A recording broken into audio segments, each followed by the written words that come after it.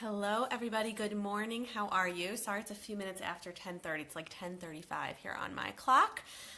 In the Ultimate Baby Sleep Group, today we are going to be going through the weekly Monday thread, answering your questions today about how to balance having a consistent sleep routine with a busy life. Because most people cannot, even if you only have one baby, forget if you have 2 kids or 3 kids or however many kids you have, that in and of itself is very difficult to balance a consistent sleep routine because you're working so hard and trying so hard to juggle life. It's really hard to get a baby's consistent sleep routine set up. But even if you only have one child, and if you're working, or if you're not working, or you're this, or you're that, you can't always bend over backwards for your baby, right? You can't always bend over and do everything exactly because you have errands to run, you have possible carpool with other kids. If you're working, you're picking up and dropping off at the babysitter, you have doctor's appointments. How do you balance a busy life with consistent sleep routines for your child if you're not necessarily always at home doing everything exactly to a T, sticking with all of the sleep routines exactly to a T? And how can you ensure that your child gets the necessary rest that they need? Because this is something I always talk about. I always talk about how consistency is so important, how getting this baseline set up for sleep is so important. So how can you juggle that? And how can you make sure that your child gets necessary rest, isn't overtired, without feeling like you are enslaved to a routine? Okay, for those of you who are new to the group, every Monday we have a thread here. This week is Ask Your Questions about balancing a busy life and consistent sleep routines. And every Wednesday I pop in and go in and answer. I've pretty much been pretty good about answering every question in there. Sometimes if there's too many, I might not get to it, but so far we've been pretty good about it. So I'm going to start going through the questions here. Anyone who's watching now who has a question about this topic, ask me. If I have time at the end, I'll definitely answer more questions, okay? So that's my little intro on consistency, on sleep routines, why it's so important, because remember, this is life here. All of you want your children to sleep, but none of you want sleep to be the main focus of your life because you're going to feel burnt out. You're going to feel enslaved to the clock, like I said, and my goal here is not to make you a drill sergeant with your child's sleep. My goal is obviously that your child gets the rest they need while you can be a human being, because that's what we want, okay? So let's start here. Number one question from Yael. Yael, you're actually in my Rested Moms Club, so you can always post this question there too. How do you manage sleep training a baby and a consistent nap schedule with other children around? Good question. What if you need to go out at the time you're trying to get your child sleeping? Number one question that you are struggling with. Okay, Yael, this is a really, really good question. I see my connection is weak. So anyone who is watching, let me know if you can see this okay. All right, hopefully it will work out. Okay, so Yael wants to know, how do you teach a baby to sleep? How do you sleep train when you have other kids around? So Yael, number one thing, this is within the same, question thread of what we're asking.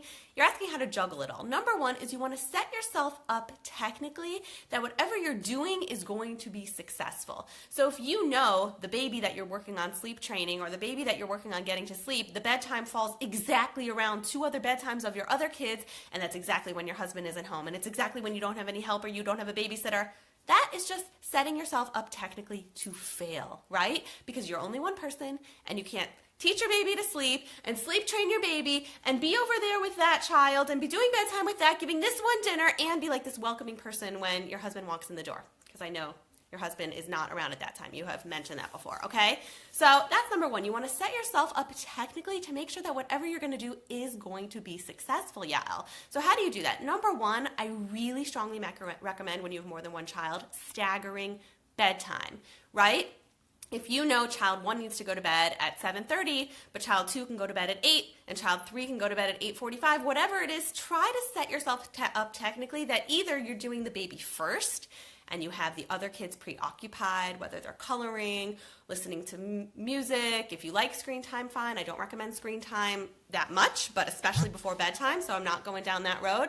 But definitely do whatever you can to set yourself up that you're going to be successful. Or alternatively, set yourself up that the other kids are already asleep when you do bedtime. And I know this sounds really far-fetched, but we all know, we have the 5 Ps in our house that we go by: proper planning, equals positive performance. It sounds funny, but really when you plan things out, you're going to be more successful as opposed to just saying, all right, I'm going to sleep train my baby tonight, but I have no idea how the other kids are going to go to bed or how I'm going to stay there with my baby or whatever method you're doing when you're juggling 5,000 things. So set yourself up technically that you know you'll be able to be successful with whatever you do, whether that means putting the baby to sleep before everyone else and you being with the baby while the other kids are distracted, or putting the baby to bed after everyone else.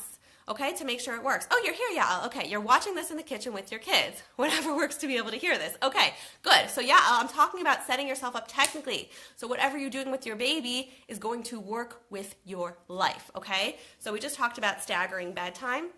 Whatever, if you're trying to sleep train your baby, putting your baby to bed before your other kids, while your other kids are distracted, like right now, you probably have them doing something while you're hiding in the kitchen watching this, or whether you put your baby to bed after all your other kids are sleeping. But you have to make a game plan to be successful, and you have to delegate a good 2 weeks to making sure whatever you're going to do is going to work out. So whether it's getting help, whether it's making sure that your husband is around, whether it's having your mother come over, it's a babysitter, having extra hands, not having extra hands, but making sure that you're exclusively with your baby, whatever you can do to set yourself up that you know what you do will be successful. Because otherwise, if you don't have a game plan, it's going to go out the window and you're not going to be able to do anything. Okay, let me know if that makes sense or if you have any technical questions on that. Obviously, everyone's situation is different, but you have to make sure that things will work, whatever you can do. Okay. Next question here. How do you sleep train for naps when your child is at daycare? Sarah wants to know. Good question. Now, I'm going to tell you something that you might disagree with, but I'll tell you this is what I do with all the clients I'm working with, and I see some of you are watching here. Nap training and night training don't always go hand in hand, Sarah. Some cases I would recommend it full force. But in other cases, going on too strong and trying to sleep train for naps, sleep train for bedtime, sleep train for all night wake-ups, making sure naps is too strong for your child, you might burn out, your child might be upset a lot of the time, and you're not going to get anywhere. I really, really recommend starting always with bedtime and nights when you're trying to establish healthy sleeping patterns, okay? Let's put this a little lower. I feel like I'm looking up really high to see you all.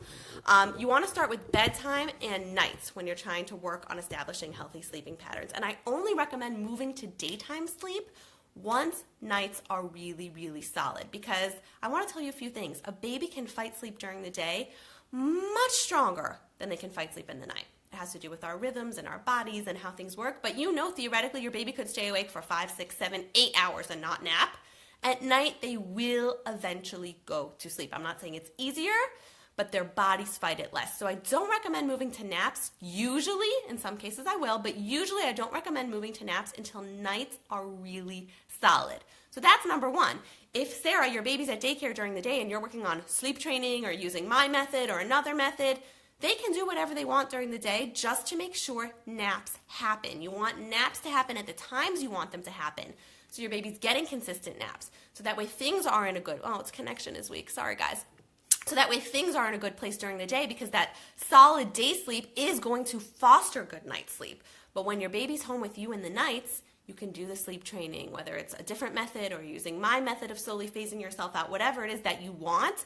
But make sure that they at daycare can do whatever they can. Doesn't matter if your baby's in the swing, in the stroller, being held with a bottle, I don't care. Whatever your baby can do to get solid naps when you're working on that. Now, after you've seen success and you're doing well in the night and you want to move on to days, you still have a choice, because I don't know how old your baby is. Did you write that here, Sarah? No, you didn't say how old your baby is. But usually a baby already over 5, 6, 7 months can very easily differentiate between when I'm home with mommy, sleeping in my crib on the weekends, versus at daycare. So even in such a case, when you do move on to nap training, it doesn't necessarily have to be that they do the same thing at daycare, because your baby knows the difference when he's home with you versus when he's at daycare with all the other babies and all the stimulation and all the other sitters. So it's not necessarily a contradiction. Now, if you feel that your baby isn't doing well and you feel that really it's really important that your baby does crib sleep at the daycare, first of all, you have to make sure you are going to have a daycare person that is on par. If you have a nanny who privately comes to your home, it's usually a lot easier because they're at your beck and call. They're going to do whatever they can. But when you're at daycare and you have 2-3 ladies watching 10, 15 babies, they can't always do everything. So make sure it's set up in a way where they will actually be able to abide by whatever rules you have in place or whatever system that you're using. And if they're on board, I'm fully supportive. Go for it. But it's not a necessity. And that's what I really want to convey. So to sum up what I'm telling you, Sarah, don't even move to nap training until nights are solid. Okay? I don't know how old your baby is. But unless you have an older child, let me know, and you'll write this in the comments. Okay? Don't even move to nap training until nights are solid, number one. Once you decide to move to nap training and you're teaching your baby how to sleep in his crib or in her crib and sleep well and take good naps, you don't even have to have them mirror the same thing at daycare because, like I said, your baby knows the difference when he's home with mommy versus when he's at daycare, and that's going to be good. And even if you do want to incorporate it for whatever reason, you feel like it's important, it's consistent, or you feel like your child isn't responding as well as you would want because you're doing one thing at daycare, one thing at home, fine. But make sure they're on board. Make sure they're going to be consistent and follow all your rules, because the only worse thing than having him do one thing at daycare and one thing at home, which is not always bad, is them doing something completely differently and leaving him to scream while at home you're sitting there holding his hand. That's way worse. So make sure you have a unified front with your daycare. Okay, so yeah, I think that just kind of asked your question. Younger babies for nap times. We're going to talk about this in the Rested Moms Q&A. So come to that, Yael, on Thursday. I'll post that in our Rested Moms Club group, but we can definitely talk about this. I want to make sure that we can make this work for you. And whatever you are doing, because you're in Rested Moms Club now, to get the sleep you need. So number one, set yourself up technically, yeah, like I said, and we'll talk about nap time. I hope this answered your question. Sarah just asked with that. Jenny, what if we are out past bedtime while sleep training? Oh, good question. Okay, so, hang on 1 second. Let's just check here. What if you are out during bedtime while sleep training? Okay, let's see. 1 second. Sorry. Okay, so if you're out during bedtime while sleep training, Jenny, I will definitely tell you the goal is not to enslave yourself to your home for the next 5 years of your life. So your child will always be a perfect napper, will always be in the most perfect place. But obviously, while you are using sleep training, while you are using a gentle method or a crying method or whatever method you use, this is a supportive group, we're not judging. Whatever method you are using, I definitely recommend being home for bedtime and nights as much as possible until things are solid. Once your child's in a good place, is a really good sleeper, is a champion sleeper, then obviously at that point moving forward you can always be a little bit more flexible, but definitely whatever you can do to enlist consistency is going to be the best method to help your child sleep. So I'd say for a good 2 weeks or so, depending on how old your child is or what methods you're incorporating or what you're using, definitely try to be home. Now, in a situation, Jenny, where you have to go out and things happen, so great, you get right back on the next day. But the goal is that you're not taking your baby to a wedding this night and taking them grocery shopping past bedtime at this night and at a party that night, because obviously then you're never going to have that consistent setup that your child's really going to learn. Okay? Ramya, hi, how are you?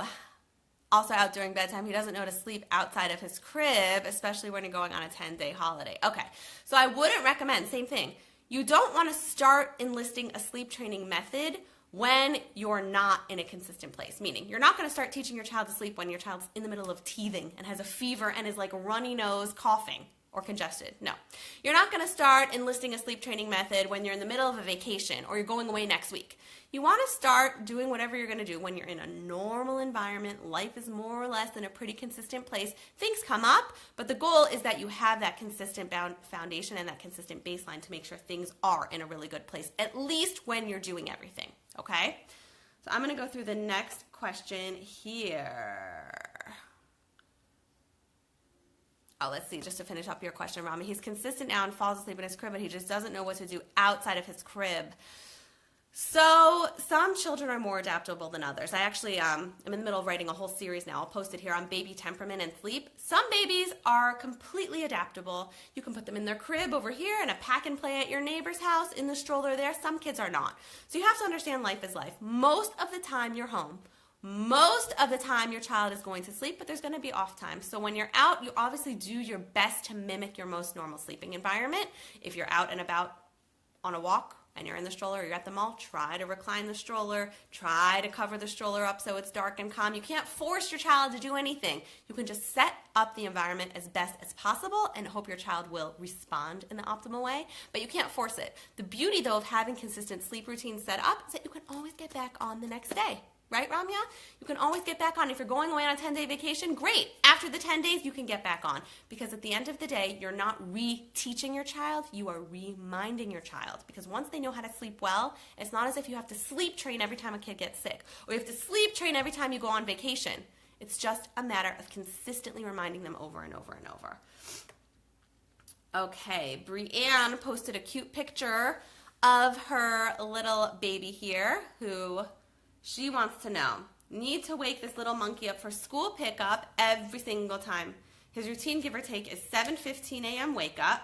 9 a.m. he gets tired because of school drop-off. Sleeps 9:30 to 10:30. Lately he's been super congested, only falling asleep on your back. Okay, 11:45, you wake him up for preschool pickup. Oh, because sometimes he doesn't fall asleep till 10:30. So you wake him up for preschool pickup at 11:45. For the car ride, and then he takes another nap from 3 to 4. Okay, so your question is, how do you not have to wake up this cute little guy? Such a cute picture. Let's see what else you wrote. He's 10 and a half months old. Okay. How do you balance your life, and how do you help this little guy take consistent naps when it's right in the middle of school pickup? And that's exactly what we're talking about here for the main idea here. Number one, everything is a balance, right? You have to make sure you have your child's sleep needs set up, but that it's also going to work with your life, right? You don't just want to create this like ideal sleep routine that's like up in the heavens. That's totally unpractical for your life because the best long 3-hour nap is right in the middle of carpool pickup for your toddler, right? That's not going to work. So what you want to do is it's a balance. Let's say, Brianne, I'm going to use your routine as an example and also to answer your question. So your baby wakes up around 7:15 every morning. So around 10 and a half months, that's totally normal that around 9:45, 10 a.m., he's going down for his nap. But you said if you miss that nap, Brianne, then he takes his nap later. And that's when probably you run into problems because at 11:45, you have to wake him up. So what I would tell you to do is bump everything a little bit earlier to make it work for your life so that he's not going to get crazy overtired. You're not going to have to wake him up abruptly in the middle of his nap, but that also he's going to get the rest he needs. So if you know his sleep window, that ideal time when a baby is at that optimal place where their body is ready to go to sleep, if you don't know what I'm talking about, watch the nap thread we did a few weeks ago. We'll revisit that again soon. We're going to talk about it next week when we talk about newborns. But if you know his sleep window looks like it's about 2.5 hours, give or take, if he's waking up at 7:15, going down around, right, 9:45, 10-ish on a good day.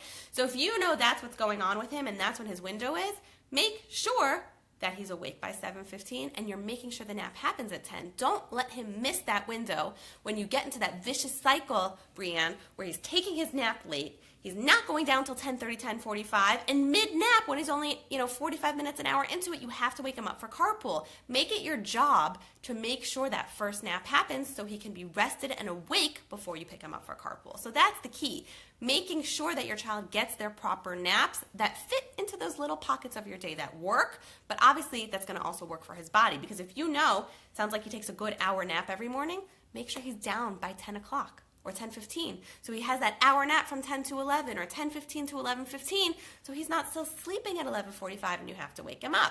Same thing later on. Sounds like it works well when he's in the car from 3 to 4 and takes a nap. Great. But make sure it's all set up with what his body wants to do without missing his sleep window, without him getting overtired, but also navigating it with your life. In some cases, some of you may watching now want to know what to do with other things. You might have to wake your child up a little earlier.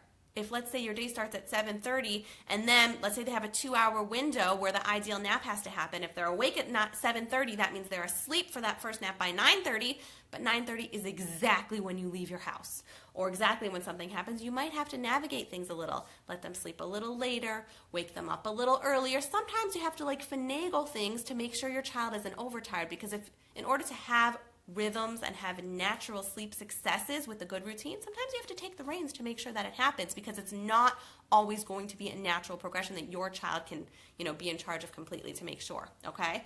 So that's my answer to you, Brianne. Let me know if that makes sense or if you have more questions on that. Next question here, Valerie. Let's see. Okay, hang on. Okay. Valerie, my 7-month-old took a nap the other day from 12 p.m. to 3 p.m. That is a long nap, okay, which is not typical for him.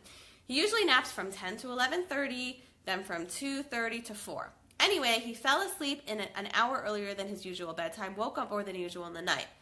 Woke up 5 or 6 times as opposed to 3 times, right? That's definitely not the norm if that's what you know your child normally does, Valerie. So, not sure if he was overtired, if he was teething, or both. Your question is, even though he got a long 3-hour nap, did that throw off his 24-hour sleep cycle since he didn't have his morning nap? This is a good question.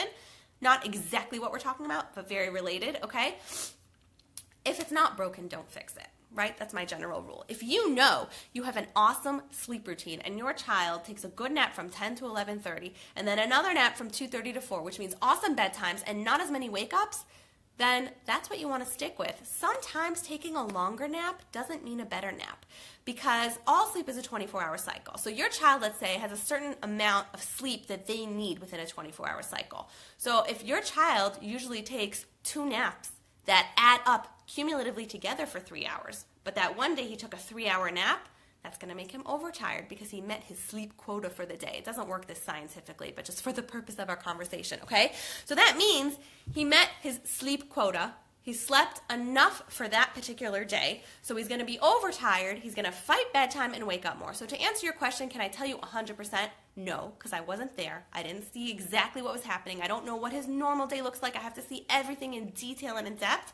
But consistency is the key, and that's why I'm here to talk to you today about balancing it all. Because if one day you do a carpool run, and one day you have a doctor's appointment, and this and that, and you have a day, Valerie, normally if he takes those consistent naps, that's awesome. But let's say every other day was like this. One day a 3-hour nap from 12 to 3, and the next day an hour and a half and an hour and a half like normal, and the next day a 3-hour nap. Inconsistency can cause a child to be overtired in and of itself. The most important thing is that your child naps around the same time every day, for the same duration every day, goes to bed around the same time every day, because that consistency is what's going to set his internal clock so that way things will shift and be in a positive place that his body can naturally adapt, naturally connect sleep cycles, and naturally sleep longer, which in turn means good sleeping.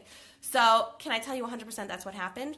No, but generally speaking, if you know you have a good setup and a good routine that works for him, try to stick with it to make sure that that's what you could really accommodate for him on a daily basis, because that's what's going to ensure that he's not overtired, and that's what's going to ensure that things really, really foster positively for good sleep.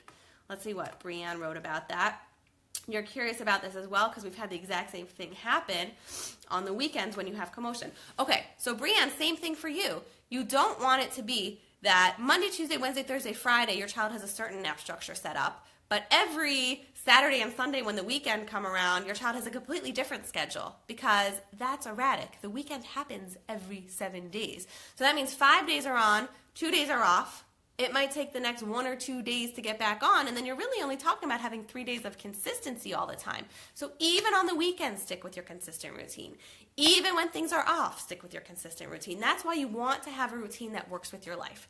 And that's why you want to set things up in a way where you know when you're running a certain errand or you have a certain pickup happening, that in the middle of that is not going to be a nap, or that works for you really well to have your child sleep in the car. All of you are your own story. So I just want to make sure that you have it set up in a proper way, because as I've told you time and time and time and time again, the most important thing to ensuring your child is not overtired and has good night sleep and good day sleep and everything is by having a consistent daytime routine. I cannot say it enough. It is absolutely the critical factor to ensuring that you have good sleep all around. Okay, are there any more questions? No, I guess this was not a long question thread. Next week, we're going to talk about newborns and all your questions about newborn sleeping and having newborns sleep through the night, and having newborn sleep through the night, by the way, is a relative term. A newborn is not going to sleep 12 hours. Okay, but I mean waking up 1, 2, maybe 3 times, eating, going right back to sleep, getting great nap structure set up. So that's next week's thread. So all of you who have newborns here, stay tuned for that, because that's going to be really, really helpful for you. Do any of you watching live now have any more questions for me? If not, what I'm going to do is, for any of you who are interested in hearing more about my sleep services, Rested Moms Club's closed up right now for a little bit because we have our founding members. We're setting that up all over there, making sure that that's going. So definitely that's not going to be open right now, if any of you have been following to see what Rested Moms Club was about. But I will post a link above. What I actually just started doing is I run these sleep success calls. I've been doing those for years. But what I started doing is actually in a group setting, we have these sleep success calls for a few reasons. Number one, so you can know that you're not alone, right? You can get on a call with other mothers, other parents who are going through similar sleep struggles as you. I'm there guiding you and I'm there talking to you along the way, but you know that you're not the only person struggling with this and you're not the only person going through it. On that call, you'll also get a feel for what my sleep groups feel like because you're already in the group setting, so you can feel out if it's something that's right for you or something not right for you. I do them every Tuesdays at 1 p.m. EST, so I'll post a link above there if you want to join one of my next calls. That way I can learn about you, your baby. You can learn all about my sleep services. I can tell you how you can work with me privately and how we can actually get your baby sleeping through the night through my 100% guaranteed sleep method. So you want to click the link above if you want to check that out. Otherwise, are there any more questions here that any of you asked? I think I answered all of your questions. So that is that. Stay tuned next week for questions on newborn sleeping. And like I said, most important thing, balance. Have a sleep routine that is what your child's sleep needs are, not having your child get too overtired, making sure you have a great window set up, a great rhythm set up that your child's taking good naps, but on the other hand, making sure it works for your life and that you can navigate it properly. And even if it means maybe waking your child up a little bit earlier in the morning or setting things up a little differently, you have to do whatever you can to make sure that it's consistent, because consistent sleep times are going to help. Now, I want to just with a grain of salt say, consistency doesn't mean 8:45 and 7 seconds every single day. It's not a minute. It's not an exact play-by-play to the T, because your children are not robots, okay? They're not machines we can program. If they were, you would have all found the off switch when you want them sleeping, okay? It can range within 20, 30 minutes on a daily basis. It's not going to be exact. Someone just walked into my house. But as long as you know that, and as long as you can kind of take it with a grain of salt and know, okay, it's approximately around this time, approximately this duration, that's going to help your child. Things are going to be on an even keel, and you're going to have a rested baby who in turn is going to sleep well at night because